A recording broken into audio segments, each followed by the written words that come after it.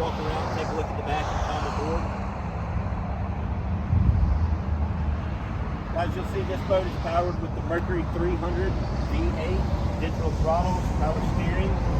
It's got the extended deck, fastback with the speakers, stereo remote over here on the starboard side so that you can adjust your music while you're floating in the water. This wonderful lily pad ladder makes it excellent for boarding. Let's take a look at the inside. With the side-by-side captain's chairs, this boat has the platinum upholstery, beautiful accents with diamond press, double stitched accents on it. Guys, plenty of storage throughout this whole boat. Everything opens up for storage. Let's take a look at the helm. You'll see this boat has the raised helm and has the new vivid dash. Guys, this is awesome.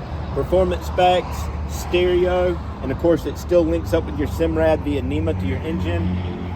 All digital throttles. Guys, for more information, please give us a call or stop by our Greenville, South Carolina location. Thank you and have a nice day.